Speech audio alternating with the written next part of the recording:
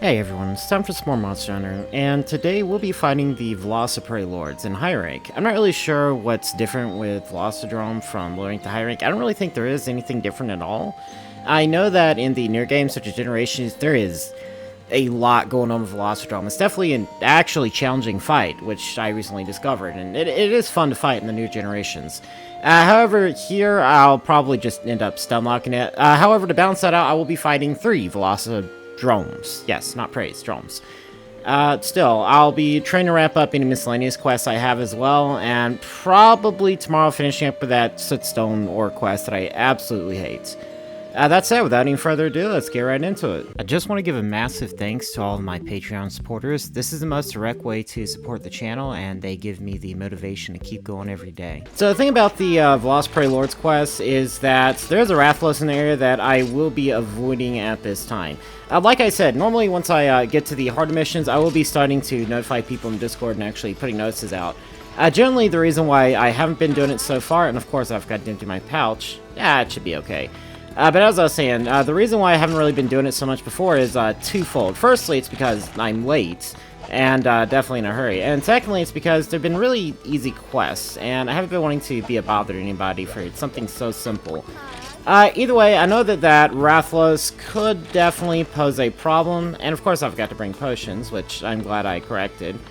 But yeah, as long as I manage to avoid the Rathlos, I shouldn't have too much trouble with this quest.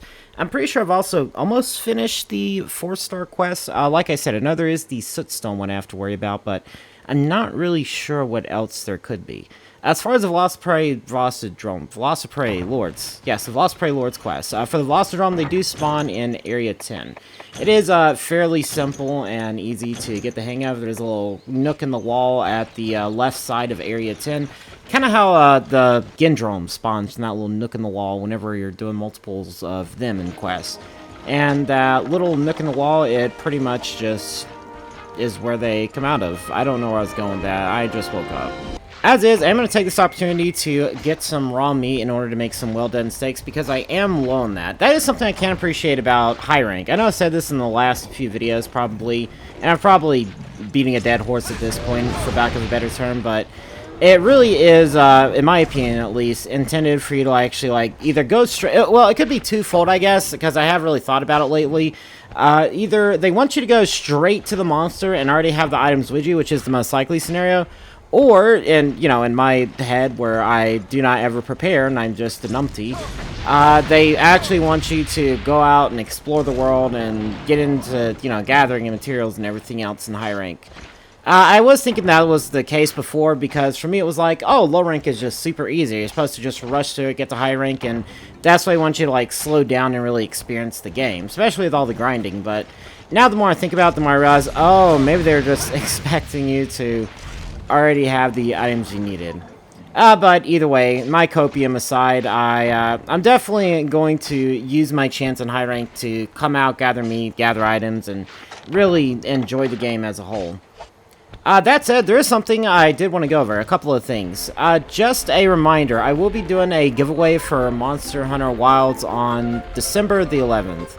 Now, December 9th is where I'll be, oh, rest I missed the timing on that. So that's why I always pause whenever I do that. It's because I do have a habit of missing the timing. But December 9th is where I'll pull the names, and that's where kind of, I guess, quote-unquote submissions, for lack of a better term, will be closed. So, yeah, if you are a fan of the channel, and you are following the channel, and you're just a free subscriber on YouTube, no paid members or whatever necessary, I will be doing a draw for it on December the 11th, and one person... Oh, okay, I think there was a hitch in the game. That actually messed me up that time. But I'm going to pause real quick and actually go over this. So, in December the 9th, right. So, December the 9th, I'll be pulling up all the public names from my channel, and I will be doing a giveaway for Monster Hunter Wilds. It will be a digital-only version of the base edition of the game. So, you will get the pre-order bonus, but the deluxe edition content should be available after release, so that's why I'm not doing the deluxe edition or whatever. It's because you're not really missing out on any content if you get the game pre-ordered or whatever. See, I'm good at the game. Anyway, all that said, I know that I do want to say I am very grateful for the community and for everybody who's just kind of been just following along with the channel and interacting and joining with the Monster Hunter games and everything else. It's been a real blast to do this all, and I have been struggling recently, like really been struggling because I've been catching up on a lot of stuff, but thankfully I'll soon be out of that, which will be why I'll be able to do the giveaway to begin with. It was really only a temporary thing that I was getting for like some bills and debt and everything else, but all that what? Oh, the Velociprey hit him. Okay. All that bills and stuff aside, real life stuff aside, I just want to say I am really grateful in general because now, things actually might be going well. I know I was really pushing hard and chilling for the channel to like do well and get to where I can like potentially survive off of this full time at some point, but I know that I was also in a bit of a sticky situation, which led me to creating this channel to begin with and trying to, make it a career, since this was my actual dream to begin with. It's just I never thought I could really do it successfully, or at least I wouldn't be able to keep up with the time investment needed. But now things seem to be going better, and, I'm in less hot waters, I guess. I'm less worried about anything bad happening, so as is, once again, just thank everybody for being here. I think I have a plan sorted out, and everything will be a-okay. And as is, I'm just so grateful for everybody being here. All that aside, though, back to Monster Hunter, I am definitely worried about the Rathalos showing up because I did take the time to make those stakes, but hopefully he shouldn't show up. He usually pops up here around the time the third Velocidrome comes out because I think it's meant to. I think his AI is deliberately tweaked to where he does show up where that Velocidrome does to kind of make the quest more intense or whatever. Oh my god, this one Velociprey is definitely getting my way. I know that the difficulty with the older games normally revolves around these small monsters, at least, Rathalos and Gravios aside. The difficulty for something like, especially the drone enemies, is the small monsters will definitely get in the way and cause you a lot of trouble, but the benefits of coming into high rank solo, or I guess multiplayer quest solo, is that you do got almost a full stack of first aid meds to help you. Wow. I didn't even notice Rathalos show up. Hello, buddy. But yeah, the Velocidrome thankfully went over to Area 2. That'll keep me from having to deal with it too much. Also, I think Rathalos saw me for a split second, or at least noticed somebody was there right before I left. Probably should have paintballed him just to, one, make him run away, and two, to see where he'd be. Because, yeah, like I said, paintballing, especially in quests like this in high rank, where it's like, oh, you got a Velocidrome you gotta worry about, but oh, there's also a Rathalos, surprise. Yeah, you definitely want to know exactly where they are at all times, preferably. But yeah, I'll just go ahead and kill this Velocidrome. Hopefully the Rathalos doesn't show up here. He doesn't usually have a tendency to do so, so I'm not super worried about it. As is, I'm gonna have to get one carve here, and then I'm gonna have to, like, sprint around and kite these guys around to get the other carve. Or I could probably kill them. I'll probably have enough time to kill them before the body disappears, because it is a boss monster, so that's why. But I do gotta be careful not to take too much damage, because even little bits of chip damage, I mean, this is high rank, so little bits of chip damage can definitely cause you a bit of trouble, but there are going to be more Velociprey spawning, like right there. They do infinitely respawn over here. At least to my knowledge, they infinitely respawn. Yep, and already there's 3 again. Oh, yeah, that one probably would have knocked me over if I didn't move out the way just then. But I'm going to go over to Area 10. That is where the other Velociprey does spawn in. Or, like, all the Velociprey spawn in there. But that is where they'll be. There's going to be some Velociprey there as well.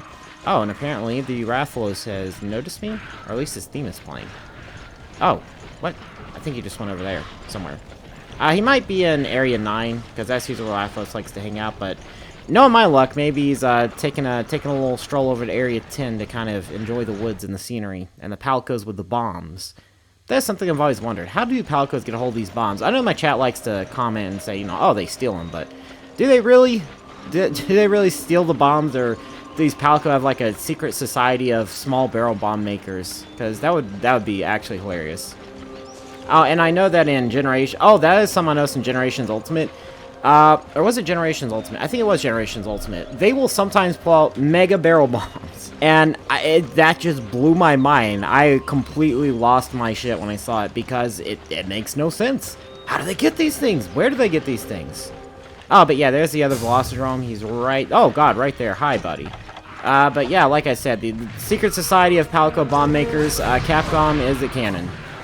I need to know where they get these bombs. If they actually do steal them and it's actually like a lore thing, then nobody like links me anything. I just assumed it was a joke, but I definitely like to know the origins of the cat bombers, because my goodness, what a concept Capcom put in here.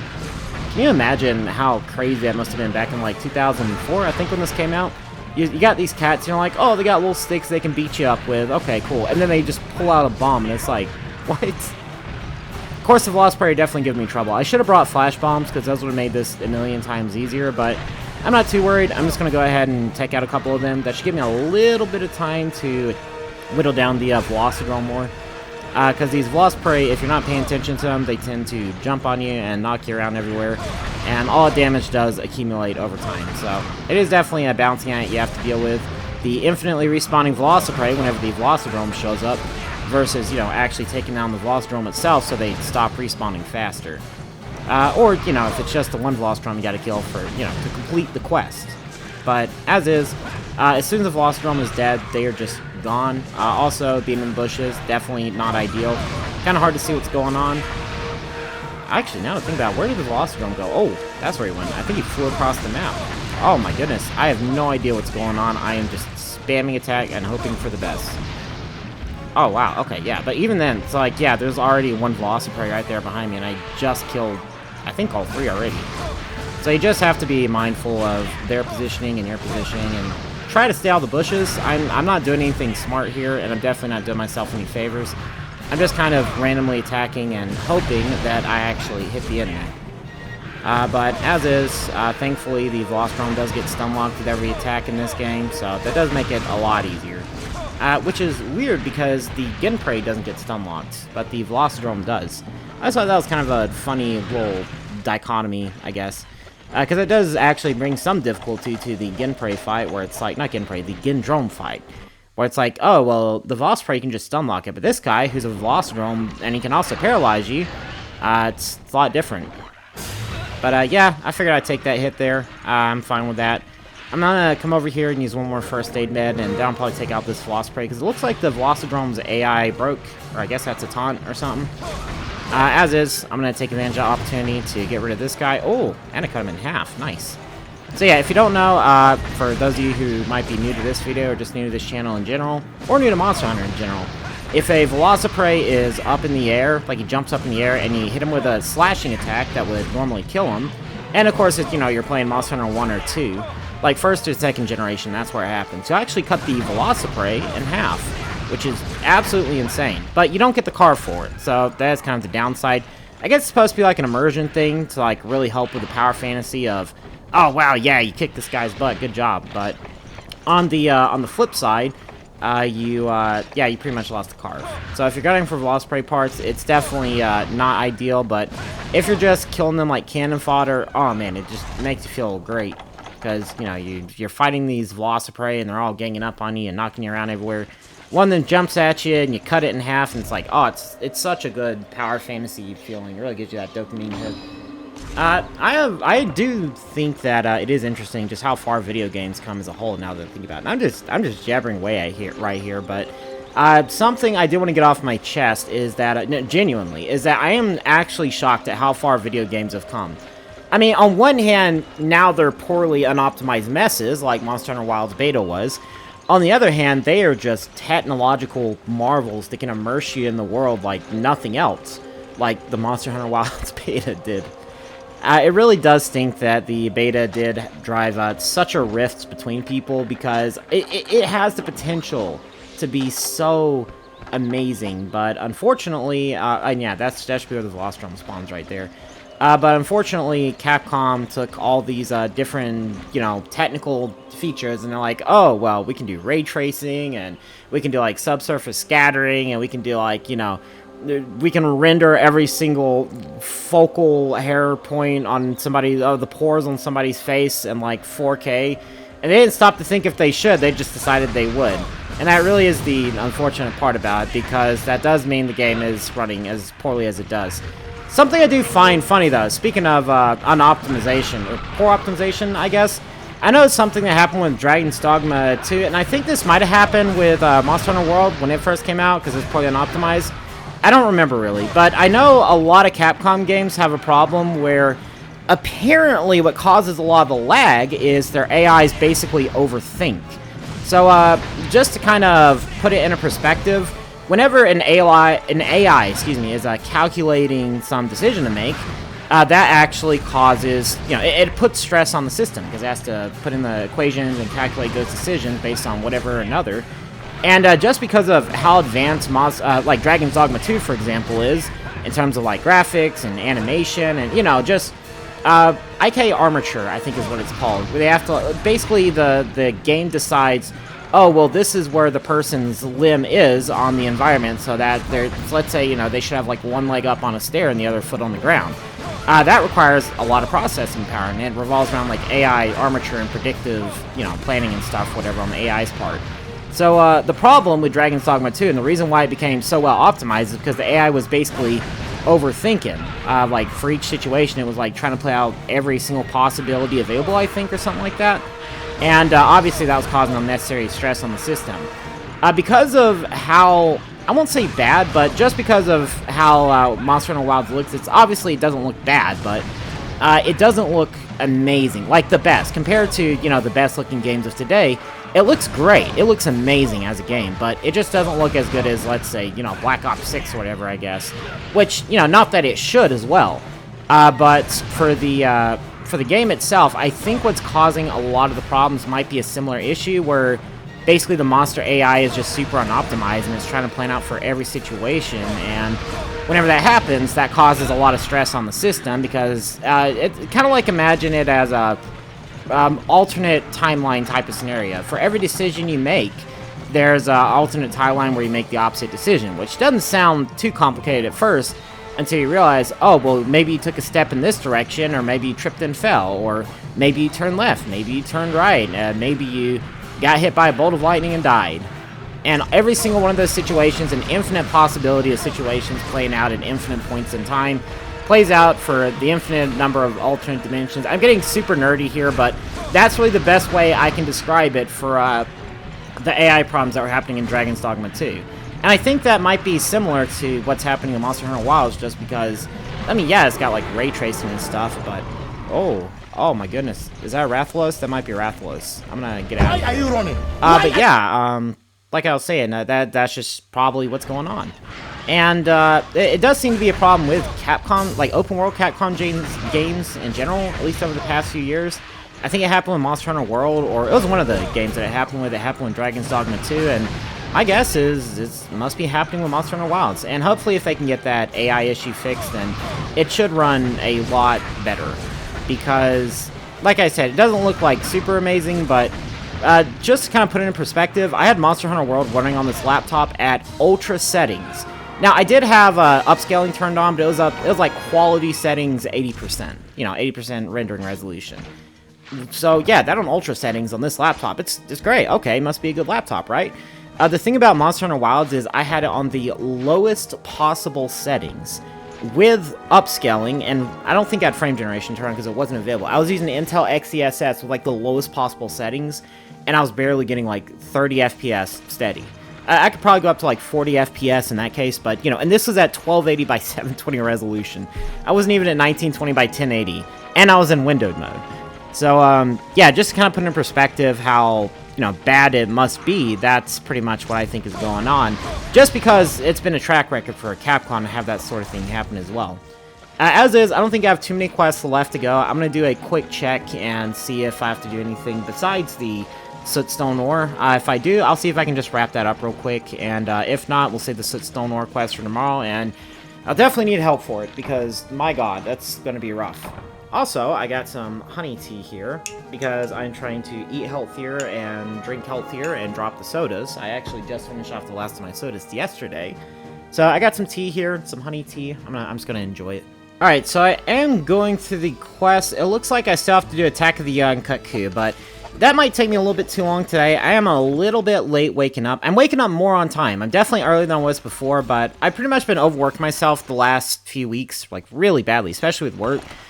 Because we got this new system at work, and it basically just kind of, yeah, they were like, oh, it's going to make things better, it's where we're not overworking you, and it's spitting boards out at 1,000,000 miles a second, and what do you know, that was a lie.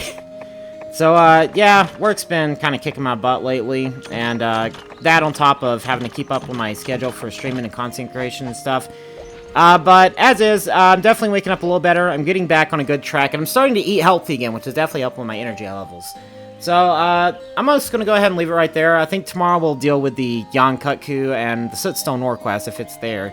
And then we'll go ahead and grind up for HR, what is it, HR 16? I gotta get to? I think I'm at HR 14 right now. And, yeah, I'm probably gonna have to join some people on, like, higher-end quests. Oh, no, I didn't mean that. I meant to go to status. There it is.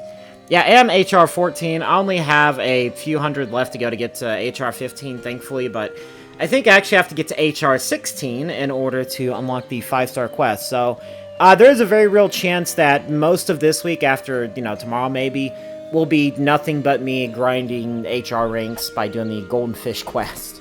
And, of course, helping people out on their quests as well. I know yesterday, for example, what really pushed up my numbers was helping somebody with a Dual Diablos quest.